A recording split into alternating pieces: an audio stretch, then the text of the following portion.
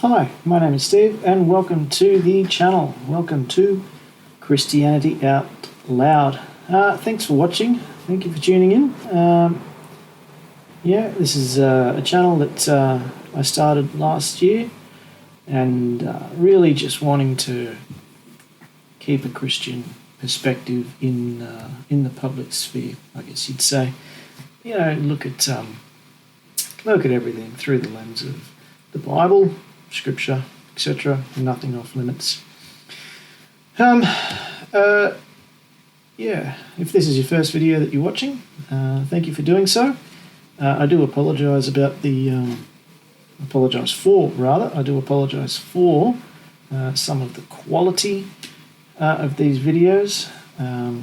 This is not a high budget production yet. I say yet.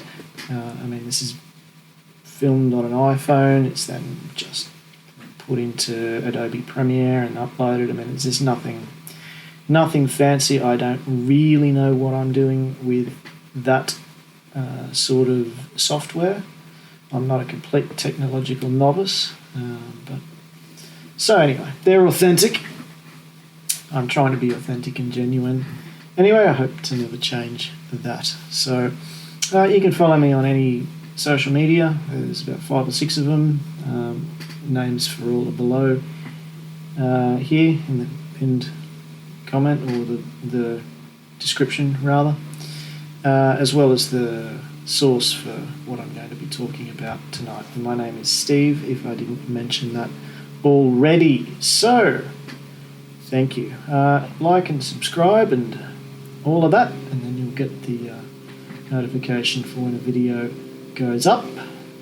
Aiming for once a week and doing not too bad at keeping that momentum going, or hitting those targets. So work does get in the way, but so far so good this year.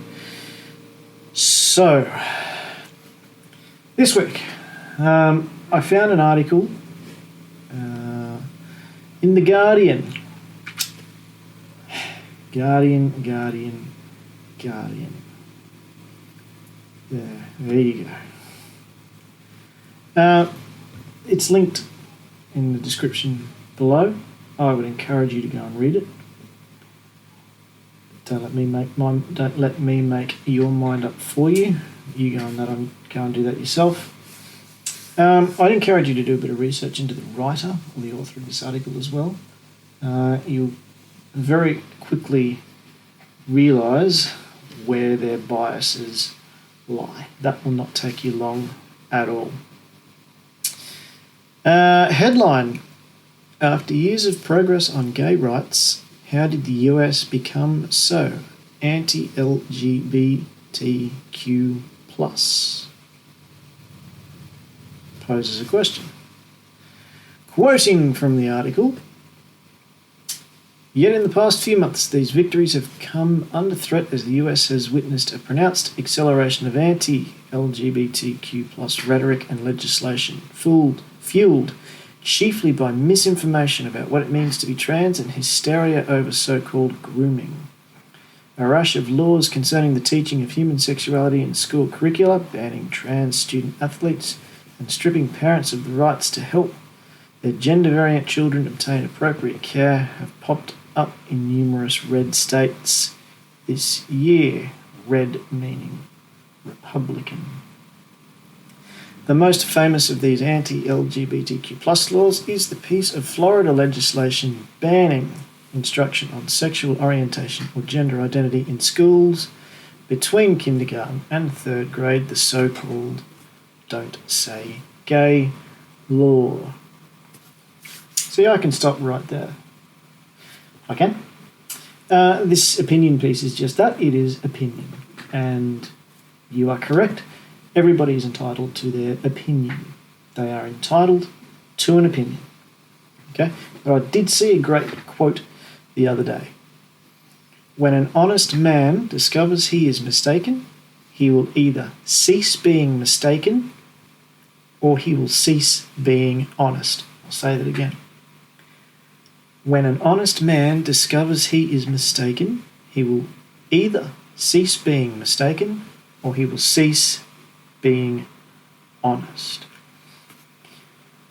Done a little bit of research, not a lot. I can't find who originally said, wrote, came up with that quote, so I have no idea. I like it though.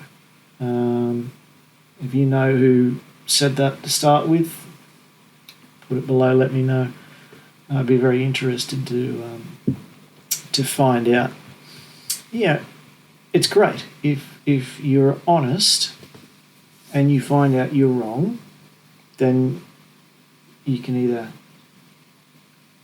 accept that and stop being wrong, or you can deny that and then be dishonest. They're your two options. Yes, this article that I'm referencing this week is specifically referring to US, why we should be, I wouldn't necessarily say alarmed, but why we should be cautiously pessimistic, if I can say that, phrase it like that. I'll get to that soon. But I found this on an Australian news website. So if it's published on an Australian news website, I feel I'm entitled to pass comment on it. So that's the first thing. Secondly, the issue of trans rights has somehow made it into our election cycle and become a bit of a thing. There's a concerted effort amongst certain groups of people and individuals in that to make sure it is front and centre of our minds as we go in to vote. And thirdly, the author of this article is wrong. Plain and simple, wrong. The so-called Don't Say Gay bill. You know who called it that? They did. They called it that. It's not written in the bill or policy anywhere. It's not there. So it could have been just as easily nicknamed the so-called Don't Speak About Marriage bill. It could be the Don't Say Straight bill. But neither of those two have the social justice ring about them. They don't imply the persecution of some protected minority social group. So that's why they have named it the Don't Say Gay bill. I've spoken about it before. 2 weeks ago, 3 weeks ago, something like that. I can't remember. But I have spoken about it in the not so distant past, fairly recently. The bill that's got a lot of people up in arms, not everybody, it got a group of people up in arms. It was designed to prevent teachers from discussing sex, gender, and other like ideologies to children aged 5 through 8. Now, I think back to when I was in primary school. What little memory I have of that. But I think back there. I didn't know my teacher's first name. I had no idea. Let alone who they were in a relationship with. You know why? Because it's irrelevant. It doesn't matter. Their job was to teach me 1 + 1. Their job was to teach me to count, to spell, to write my name. That was their job. If you're a teacher, I'll phrase this gently, if you are a teacher and you wish to discuss sex, gender, and other like ideologies with 5 to 8-year-olds, I think you need to rethink your career. And on that, probably be arrested. Why is it that the opinion that 5 to 8-year-olds should not be taught this stuff, why is that the controversial opinion?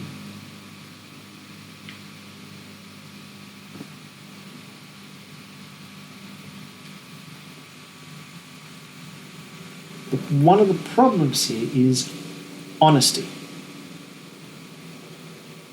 These people, yes, I said these people, quote me on that, these people lied. They came up with a name, lied about the content of a policy, and have spent the last month, 5, 6 weeks, whatever it is, arguing against the lie that they made up. I mean, the mental gymnastics to understand the link here and their thought processes, it's staggering. There's a policy that's implemented that says you will not discuss sex with a 5-year-old. And people go, oh, I can't say gay. No. One, that's the parents' discussion anyway, and 2, not mentioned anywhere in the bill, so why are you up in arms about that? Well, I know why they're up in arms. Yeah, I've mentioned it before. They are coming for our children. You know, who are they? Unfortunately, they are the radical parts of the LGBTQI plus. Forget the rest of the letters, no disrespect. It's just the acronym keeps being added to that community. And the L and the G are roped in by virtue of being part of that acronym, are roped in with those radical ideologies. I mean, think about it. Those of us who saw the slippery slope a few years ago when we had the vote for marriage equality here in Australia, those of us who could see this sort of a thing coming, with that vote, we were called all sorts of things. We were crazy, we were conspiracy theorists. You know, it really gives me no great pleasure to say, we told you so. We told you. If you want to undermine one of the foundational bedrocks of society, this is what you get. Okay? You destroy the family unit, this is what you get. Quoting again from the article, Bella Blue, a burlesque dancer in New Orleans who is a pansexual queer cis woman, homeschools a teenager whose stepfather is a trans man. I'll let you figure all of that out while I keep reading. Her child is very aware of the full spectrum of human sexuality, she says, but he himself has not landed on a firm identity. Well, thank you very much to the postmodernists for butchering our language.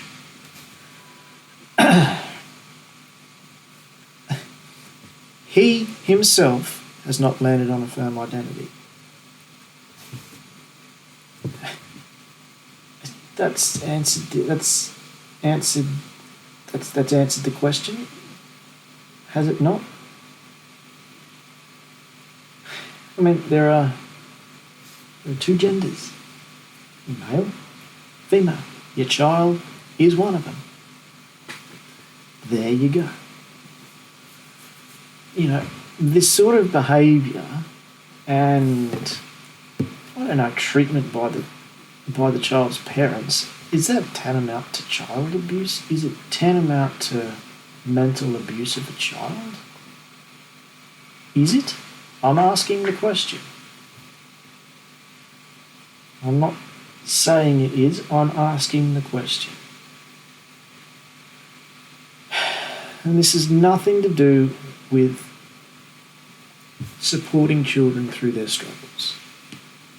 I get it. Some children struggle with identity more than others.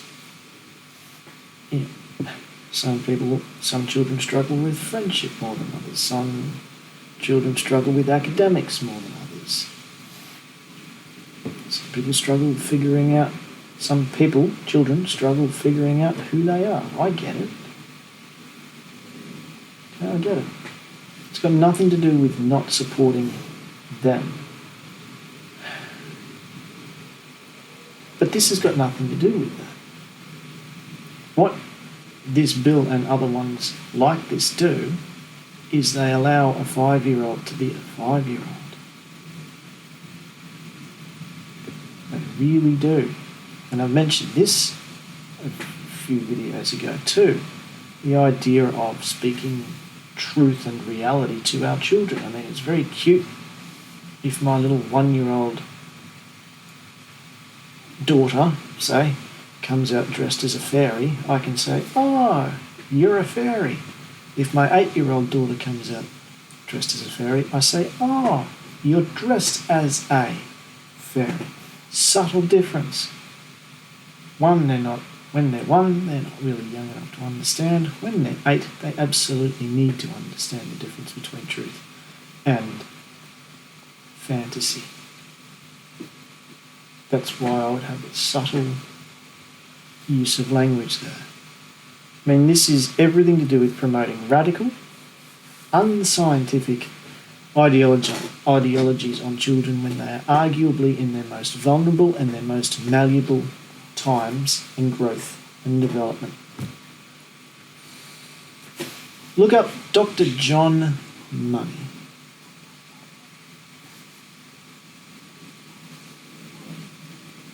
Look him up.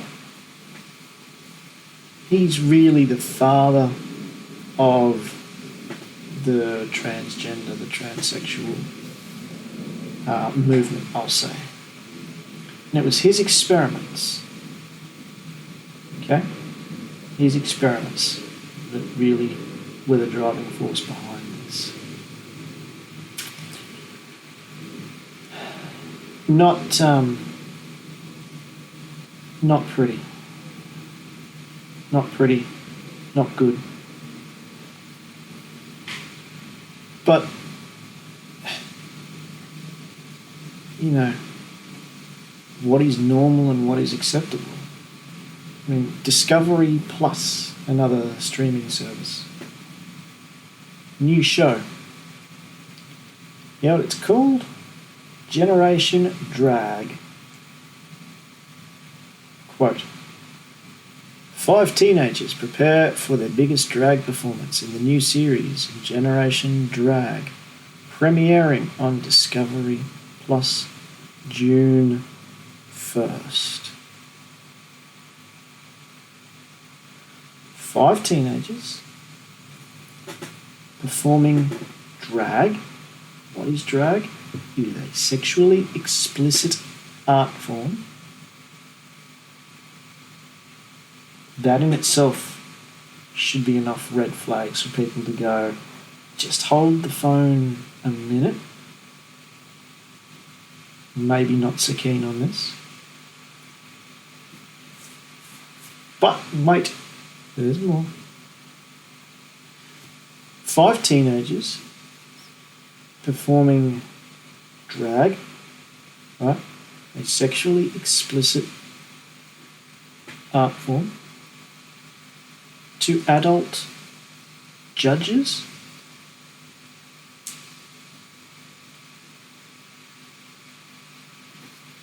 Ponder on that for a moment. And when you ponder on that, think, is this right? Is this the direction that we want our society to go in? And if you're a Christian, what are you going to do about it? And I hear you. I hear you. If you're in Australia, this is happening in the US, why should we care? Well, I've previously mentioned the Victorian law, which allows children to undergo gender-affirming surgeries, treatments, etc., without the permission, the consent, even the knowledge of their parents. It is on its way to Australia.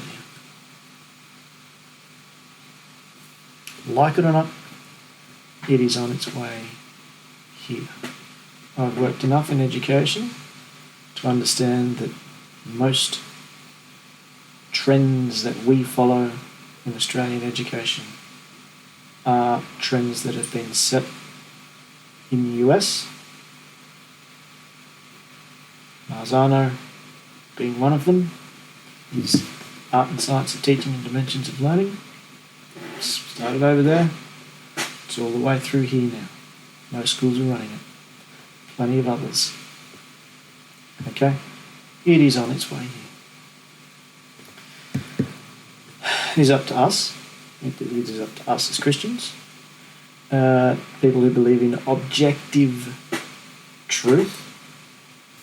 This is not a matter of, okay, reality is reality, but I see reality differently to you, and you see it your way, and I see it my way, and it's my truth and your truth. No, is 1 + 1 2? Yes. Well, then it's my feelings don't matter. It's 2. Okay? It is up to us to stand up for this. What do you want? What sort of a society, what sort of legacy do you want to leave for your children? If, I won't say when, if this fully infiltrates our society and my children say to me, what did you do? I will say, well, I fought. Figuratively, I fought. I fought on the ideological front line. So what I'm doing with this, you like it, share it. You like it, subscribe it. You like it, do your own. I said this before, I'll do it with 12 subscribers, I'll do it with 12 million subscribers. That's important. Okay? We also have a federal election here in Australia coming up. The US has primaries elections coming up. Pretty sure they know what to do there. We need to vote accordingly here. Go to your local member. Will this ideology be in schools here in Australia? Yes. Good. That's a no for you. No. Good. That's a tick for you. If we don't stand up, who will? And on that uplifting and positive note, until next week, God bless.